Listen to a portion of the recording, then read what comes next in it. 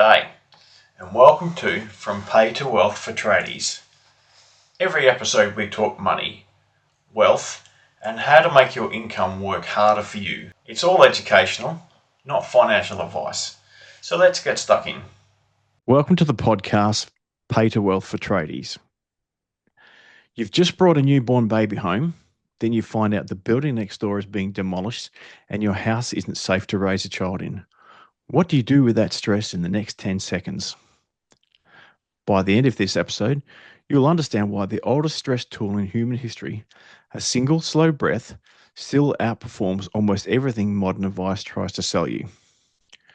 You'll walk away understanding exactly what happens in your body when you take one deliberate breath under pressure, and why that simple act, not more information, is what lets you actually handle the next crisis. Most traders I talk to don't fall apart over one bad thing happening.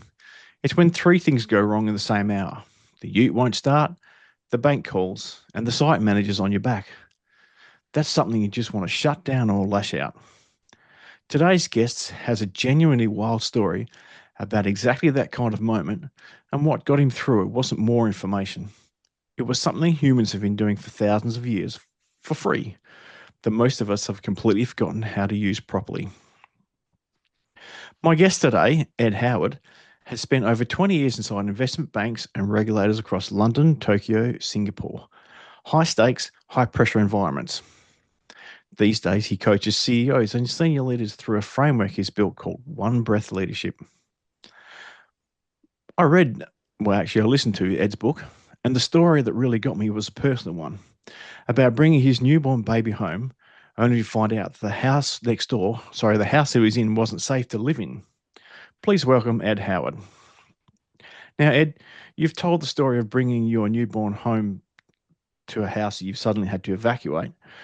Most tradies listening won't have had that exact situation, but they'll have that version of everything going wrong all at once.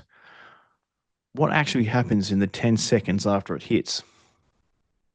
Yeah, thanks, David, and thanks for having me on. It's really great to talk to you.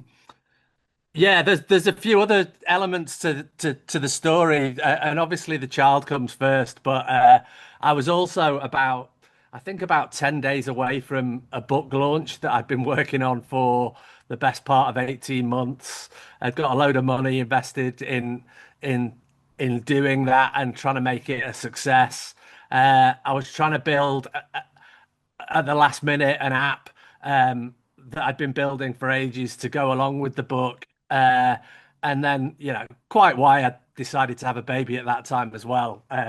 You know, gives you an insight into how life sometimes happens when you're busy making plans.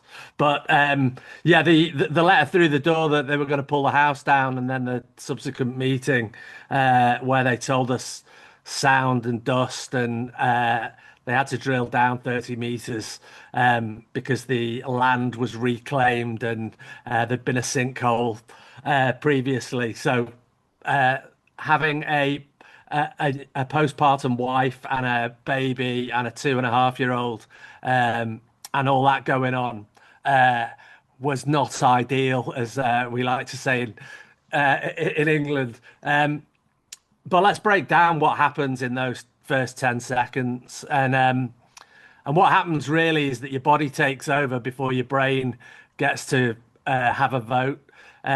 Your stress response kicks in, so your heart rate goes up, your breathing goes shallow, and the thinking part of your brain essentially goes outline. And to quote the psychiatrist Steve Peters, you go into chimp mode, which involves baring your teeth and waggling your head around and not really being able to think. So you're not making decisions at that point. You're just reacting, and reacting is almost never a good move. Although it's the move that most of us make all our lives. And so in our case, the news came in stages. First of all, it was the demolition, then it was the structural, then it was, babies sleep pretty much all day. Well, they weren't going to be able to sleep with that going on. And so it's like a cumulative weight on the bar.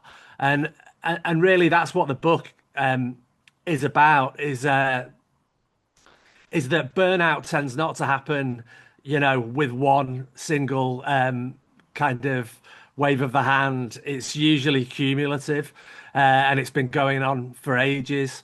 And so, really, the book is about each time that you feel that coming on, or you experience that, that the first 10 or 12 seconds afterwards is not the time to do anything.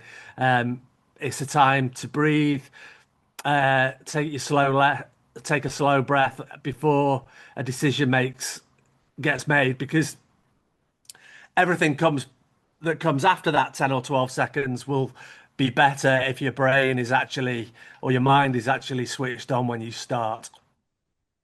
Okay, so just to recap that what you said, when the stress hits you, your body starts reacting straight away before you even realize it in your mind.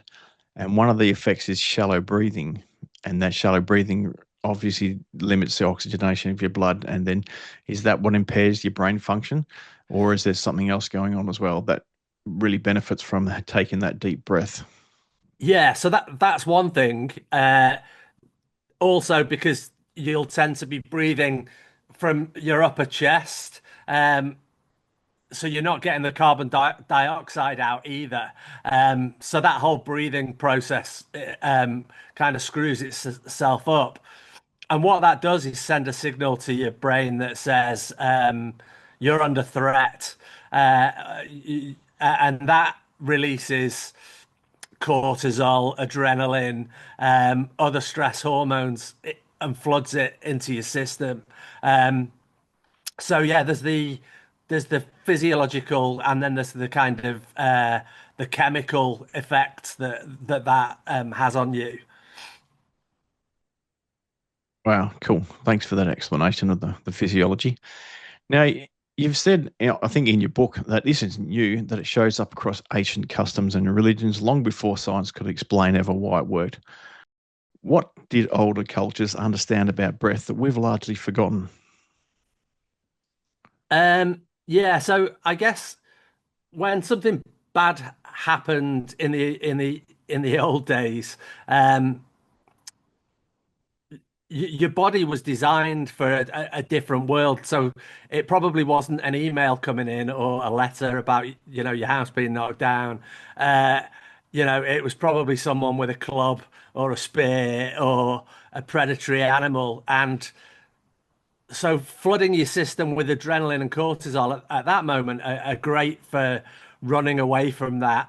But they're not helpful if you're sitting at a desk, or you're working on a building site, or you're about to make a financial decision, or have a conversation or a negotiation. So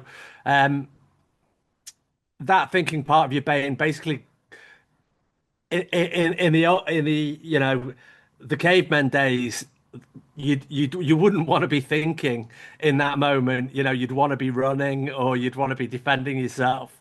But most of us aren't really living in that kind of environment now.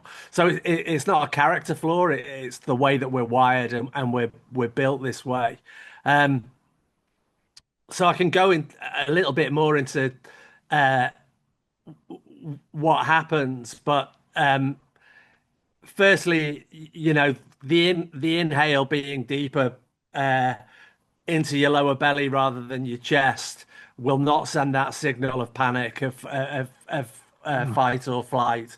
Um, and then the exhale will trigger this thing called the vagus nerve, which runs down through your chest and activates what's known as the parasympathetic nervous system.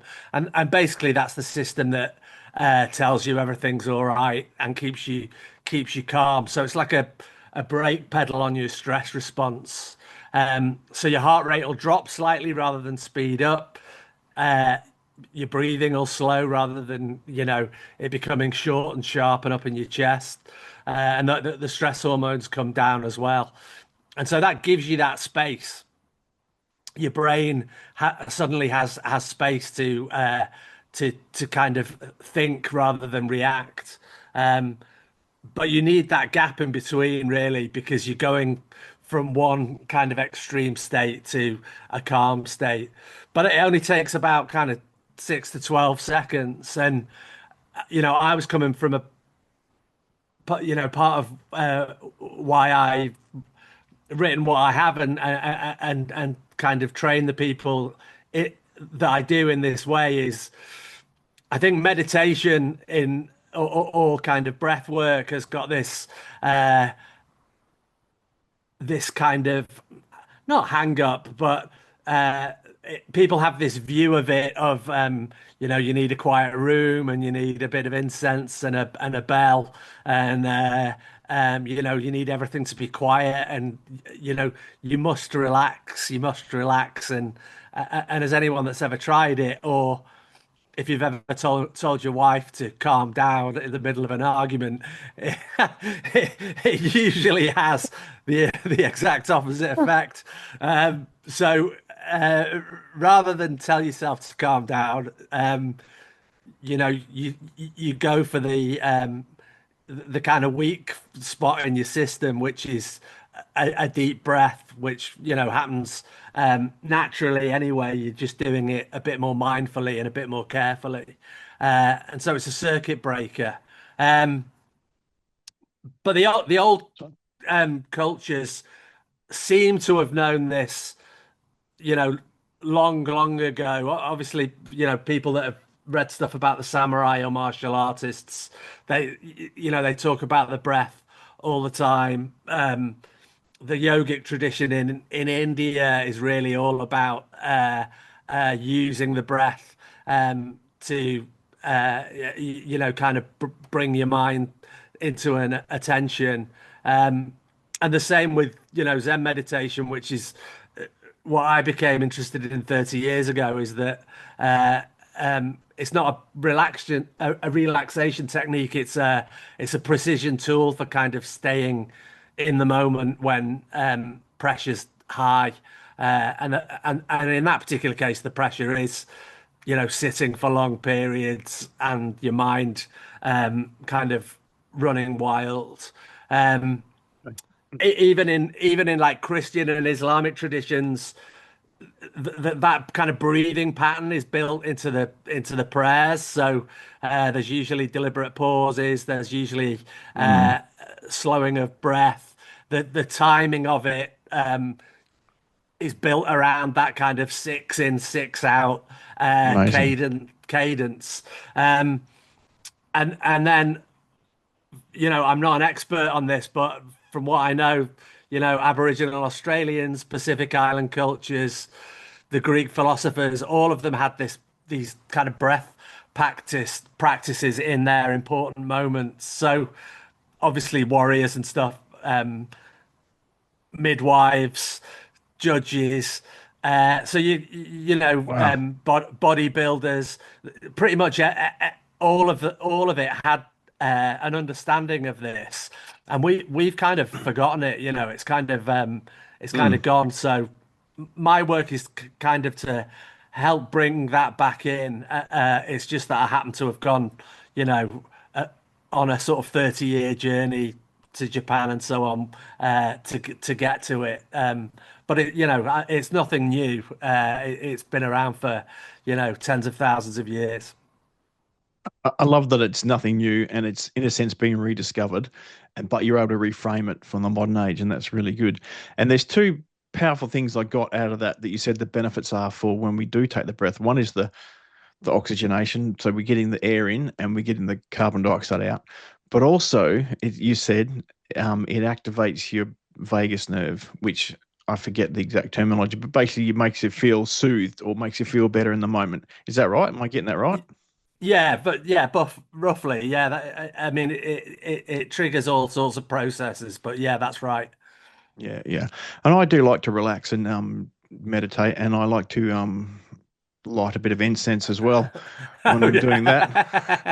yeah. I'm holding up a cigar to the camera for those that are listening. But seriously, yeah, um, I remember reading something in your book and how like you gave an example where you're on a Zoom meeting and you're just about to come off mute, so you take a deep breath in that moment and then let it out. and then it takes away the stress. Is that right? It takes away. It certainly makes you feel better, if nothing else. Yeah, yeah. Well, it's sending all those signals, the, chemically and from a neuroscientific perspective that you're not under threat, and so that has other knock-on effects in terms of how open you are to the conversation that you're about to have. You all you'll also be more creative in that moment because it's being in that state kind of opens up that level of creativity.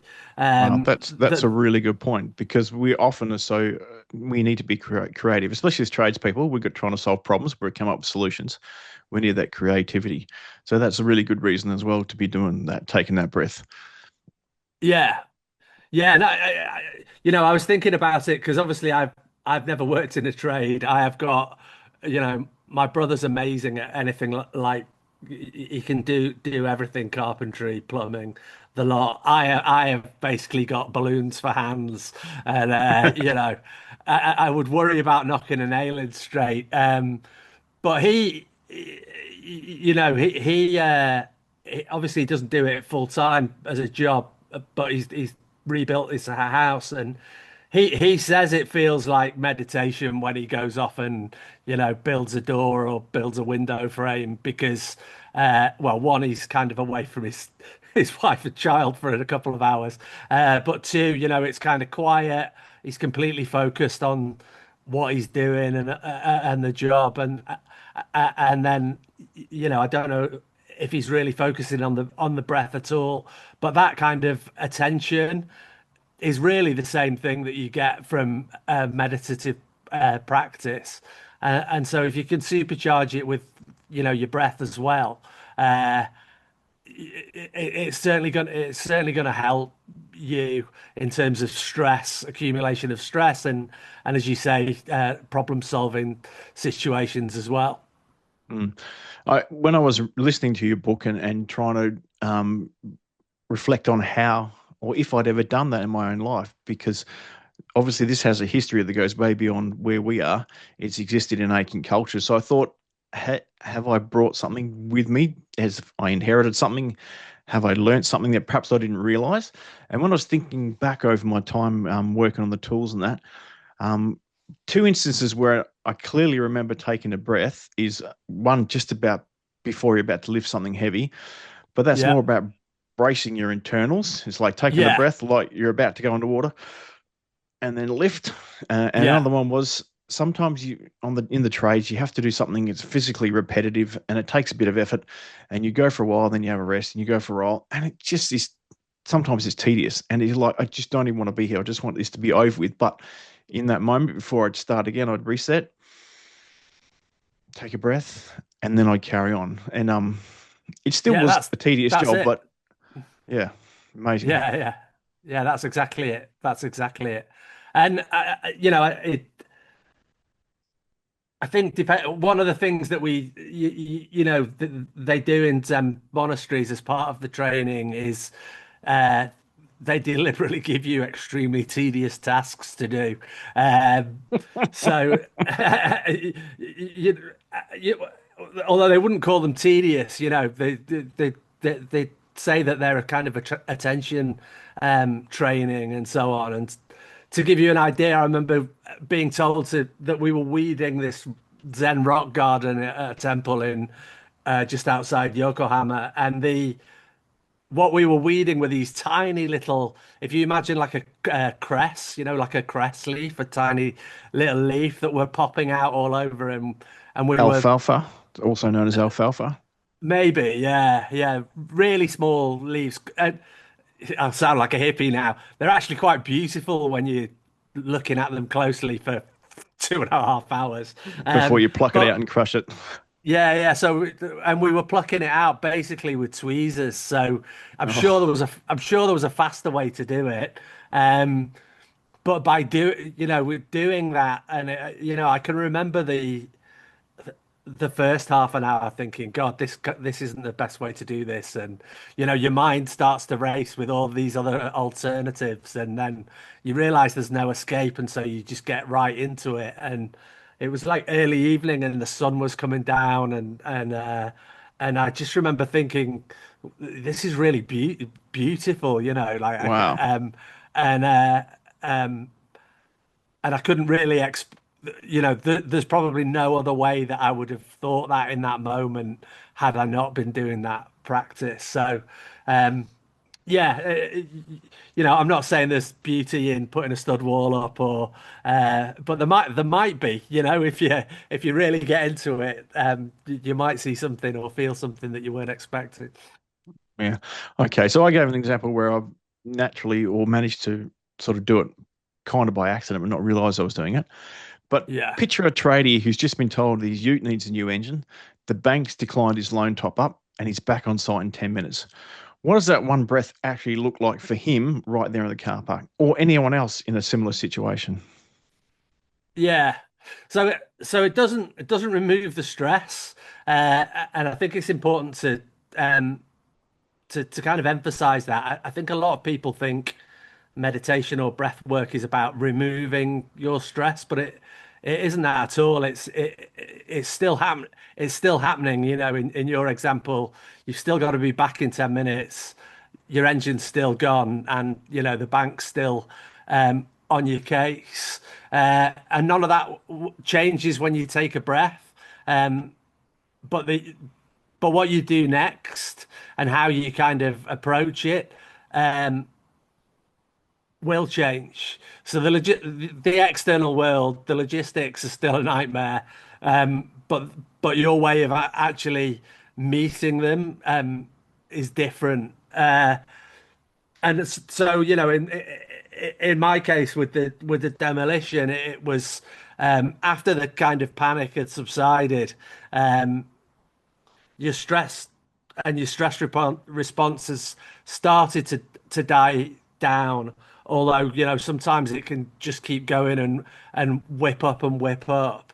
Um, That's that, go on. that part of your story that is only in the audio book. So for anyone Yeah. that's looking to buy Ed's book, it's only in the audio book.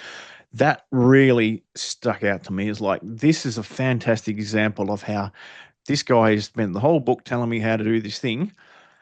But then at the end of the book, he tells his experience of how he dealt with the stressful situations, how he managed it. And that really landed with me. And I thought, this is a really powerful example of someone who's not just telling me how to do it, but has also done it and lived it. And if anyone that's had a baby and a newborn baby is the most precious thing in your life at that moment, nothing else matters. And for you to come home and find out that you can't live in the house where you plan to raise that child, I can't imagine that kind of stress level that they would put on you. But when I listened to his story and how he managed the problems one at a time by taking a breath and deal with it, taking a breath, deal with it, I thought that was a really powerful demonstration of this principle in action. So that was really good, Ed. I really appreciate that part of your story. Yeah, thanks. Yeah, but in the eye of the storm at the time, I wasn't really thinking, "Oh, this is a great example for the book," and that's why I only slipped it in. That was another thing on my list at the time. I had to get this audio book recorded as well, and I was doing that like after the kids were asleep and it was dark at night and stuff, and so I was really the plate spinning was quite frankly nuts. But yeah, if you can just keep bringing it back to the moment and to the breath, and then saying, okay, how does it feel now, what should it do now, you're kind of balancing your system out, and what you discover is you're able to switch between the two modes, and you're able to choose which mode you're in to a point. And the breath is that kind of handbrake or circuit breaker between the two. So when you notice yourself spiraling, or you notice your jaw clenching, or your gut tightening, or whatever, that take that as your cue, and then just do it and see what happens. Yeah, great. So, how does someone do this in real life? I mean, you've given some examples of Zen and meditation and things like that, and that's not going to resonate with everyone. It's certainly something it was a bit perhaps foreign to me. So, Yeah. I'm living life. I'm on the job site. I'm on a mine site, wherever I am. How long does one breath actually take? What does it look like? Do I have to do it in a certain way? Are people going to spot it when I'm doing it? Am I going to look like a fool? Am I going to feel like I'm going to look Yeah. like a fool? Yeah, no, that's kind of the beauty of it is nobody really needs to know that you're doing it. And it can, depending on how big you are, um, it can be between kind of 8 to 12 seconds for the breath in and out. So just split. If it's eight, then it's four in, four out. If it's 10, five in, five out. Um, 12, six in, six out. And uh, first of all, I suggest, and this is all taken from the meditation practice, but do it with your mouth closed. And that, again, that has physiological benefits. It'll filter out whatever is in the air around you, germs and so on. It's much better for you. It warms the air before it hits your lungs. Um, so take it in for let's go with six for now, and um, rather than just kind of do it physically, put your attention on the air.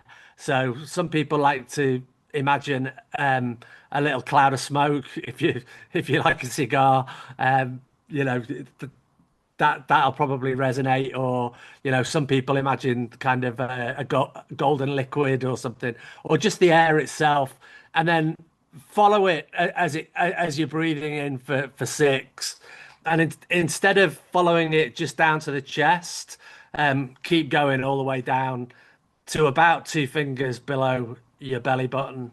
And then when you'll feel, I don't know if you can see on the camera,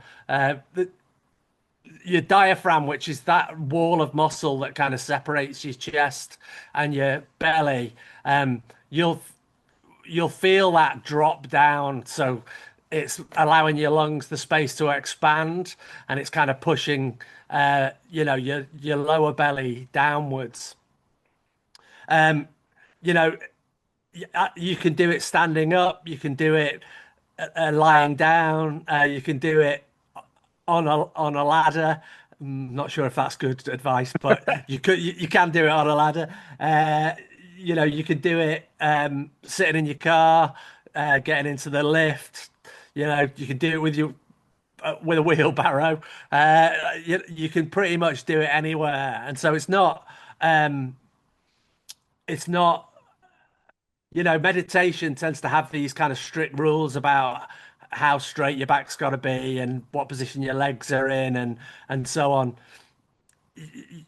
You know that's fine if meditation's what you want to become good at, but if you just want to use it as a kind of circuit breaker, and then build up your kind of good breathing and mental habits, then yeah, you can do it anywhere. So it's six in through the nose with your mouth shut, all the way down to like two fingers below your belly button.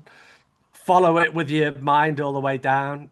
Don't have to close your eyes, and then back out again.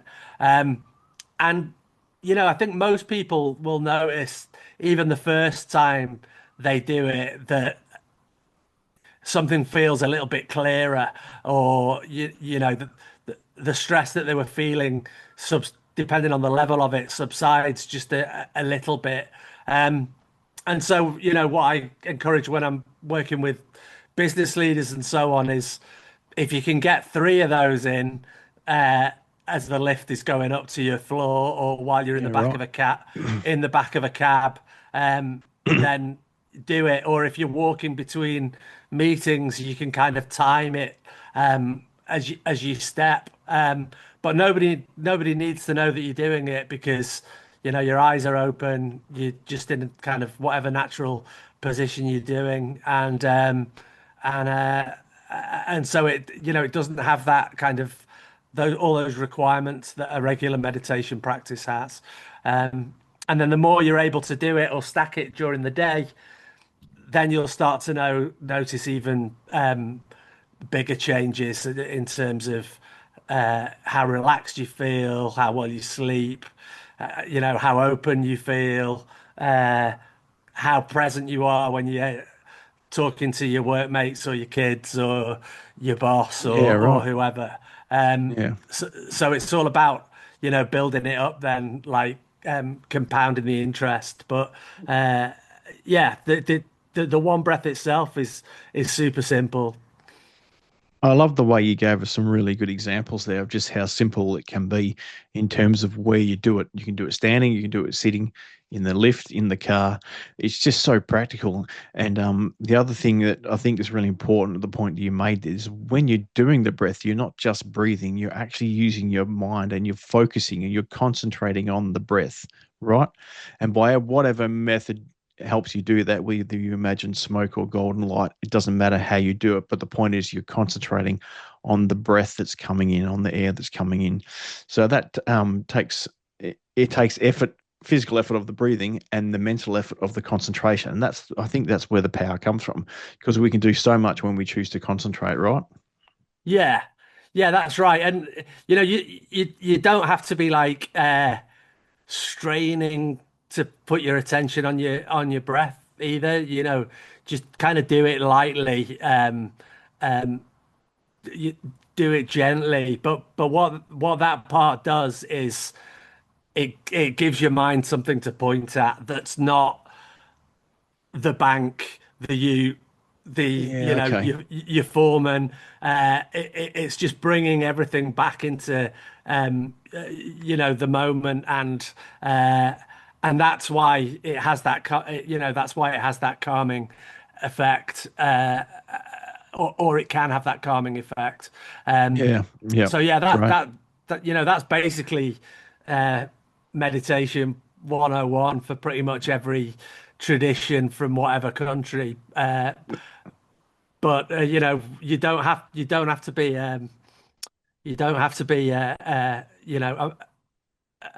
religious or spiritual or whatever. You can just do it, wherever you like. Yeah, yeah, perfect. But that's where it needs to be, that practical, doesn't it? It needs to be, we need to be able to do it anywhere. So we've talked about the breathing and the benefits and why we do it and how we do it. But when do we do it? What are the warning signs someone's about to react badly, to snap at someone or sign something rash or make a phone call or send an email they're going to regret? How do they spot those signs before they realize it's happening? Yeah. So I mean, the first thing is, accept the fact that you're human and accept the fact that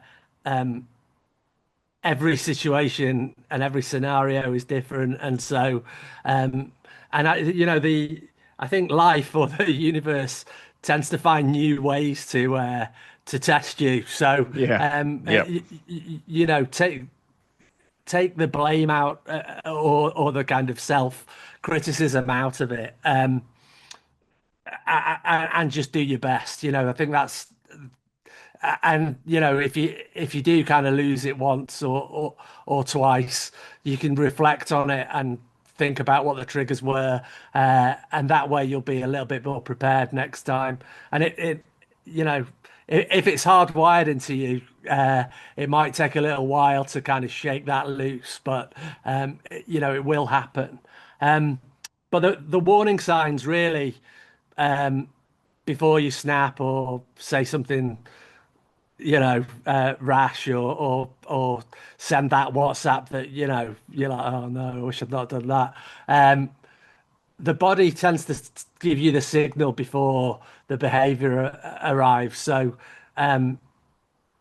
most of us tend to ignore that, but we've stopped noticing. So one thing is, what we've been talking about is the breathing.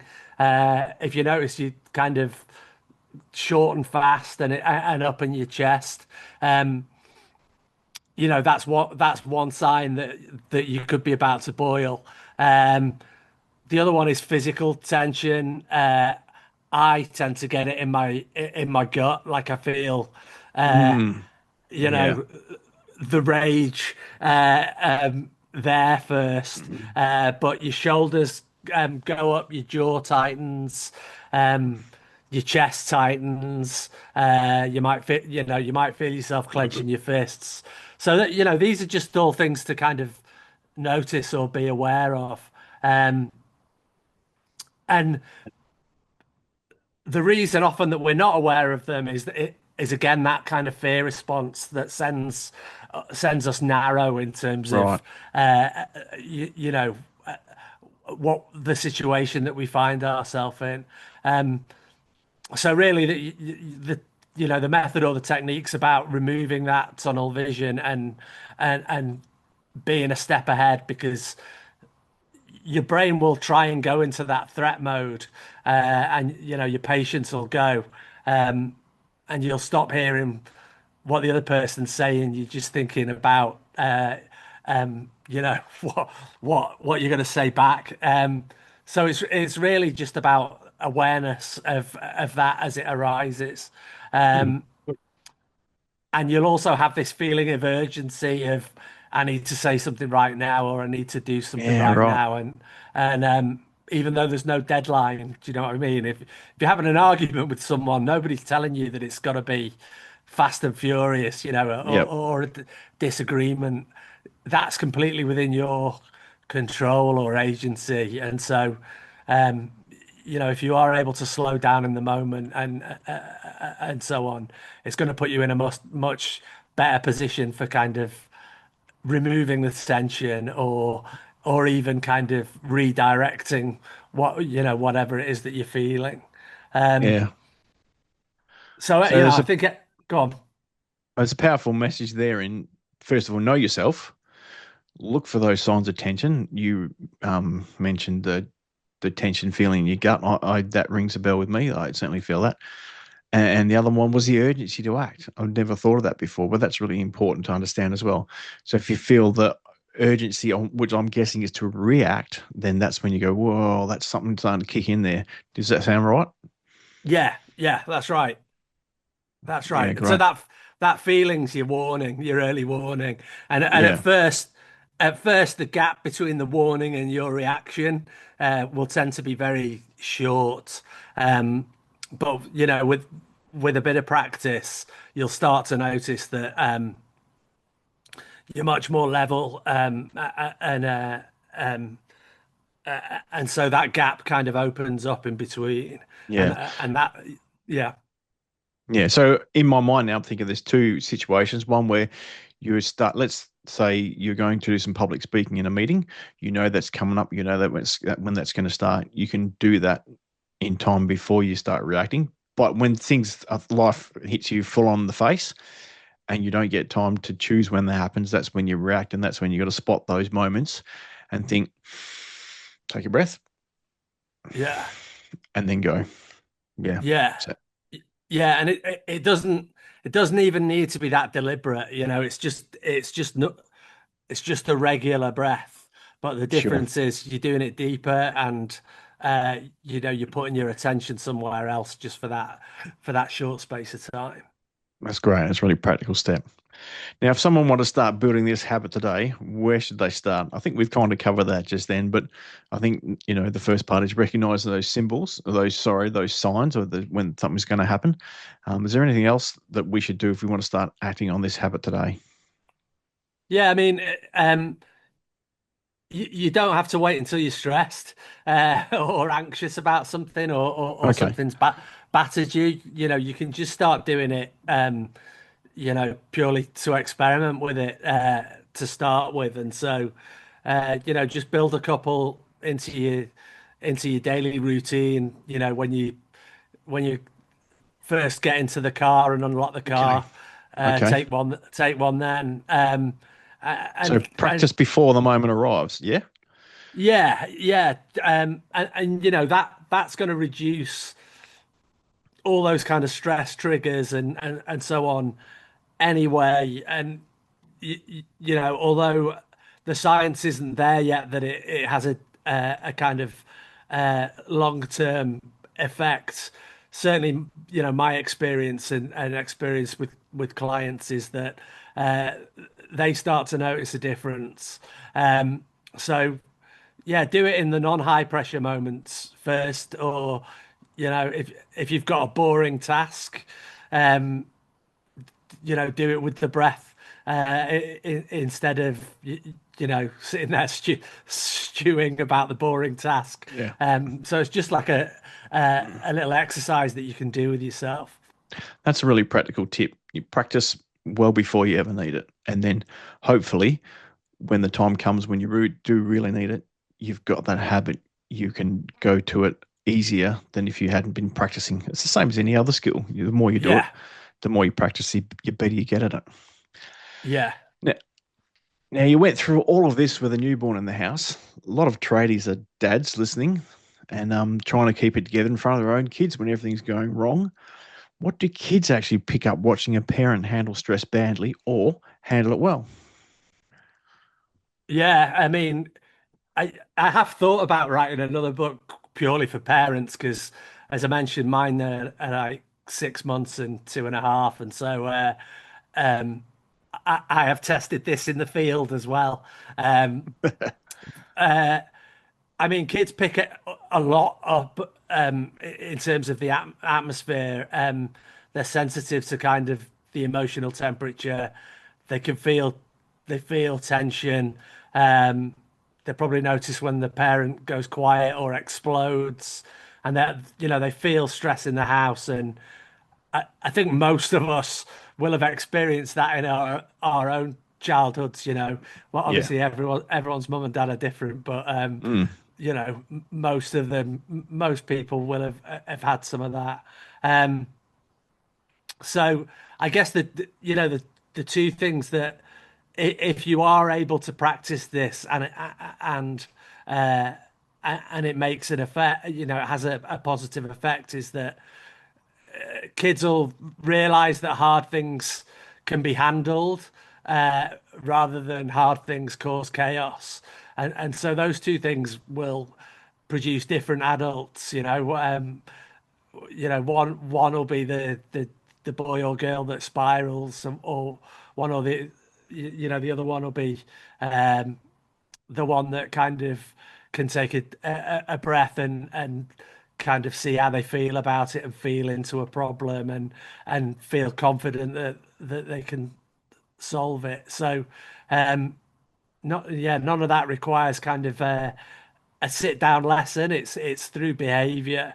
Um, and I think uh, that's what we try and practice here. But Okay. it's not easy with a 2-year-old, two No. and a half year No. old boy who wants to try wrestling moves that he's never even seen on your head off the sofa, where stabbing you in the back of the head with a plastic whale. Everybody's got the limits, but yeah, that's the theory, and that's the kind of the aim anyway.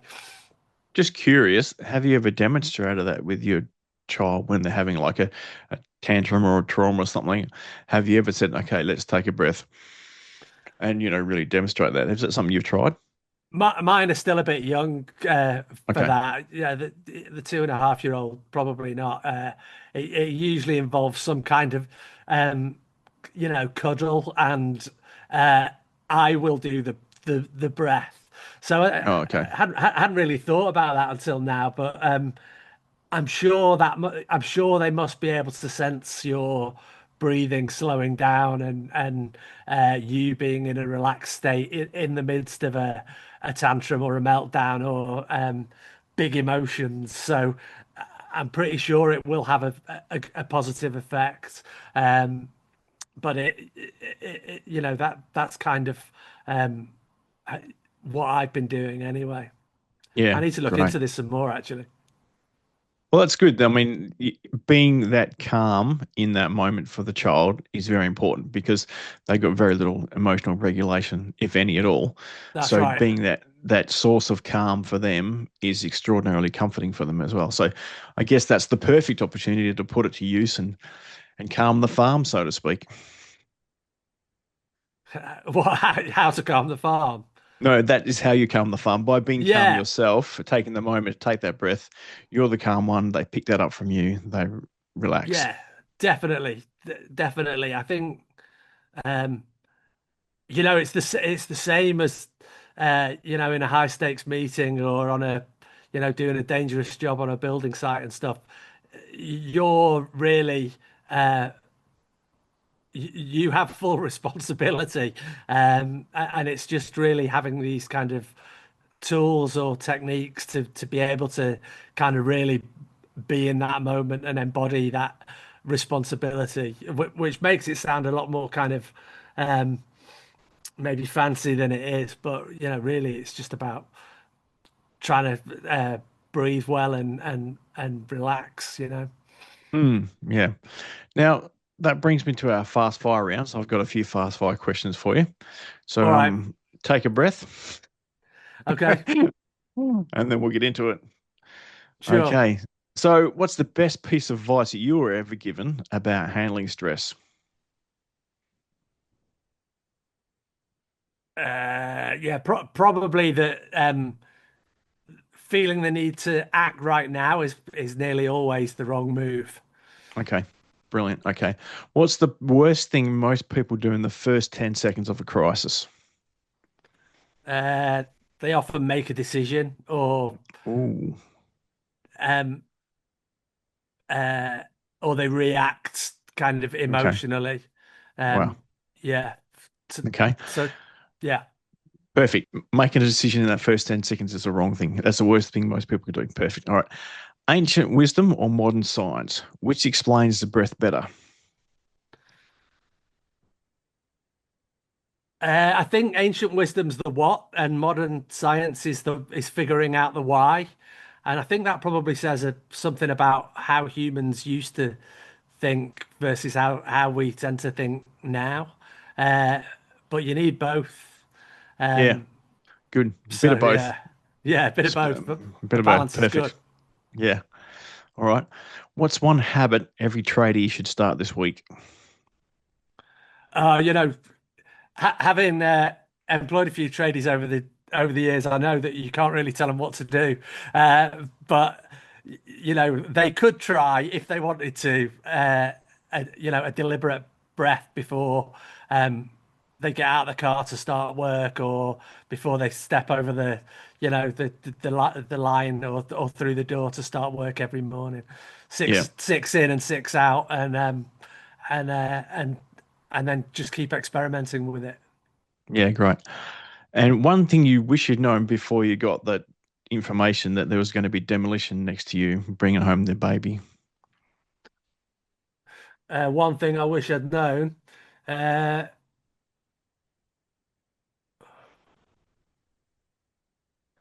that it was going to be fine. Oh, wow. Most of things in life probably turn out pretty fine, unless it's something really awful. But yeah, I think if you can allow the allow the panic to come up and then just be with it,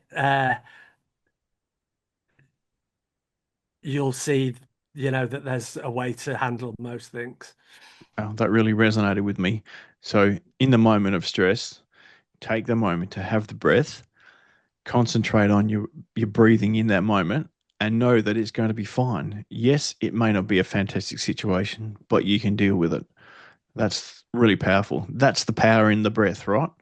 Yeah, I think so. I think so. Or the breath and the mind being together.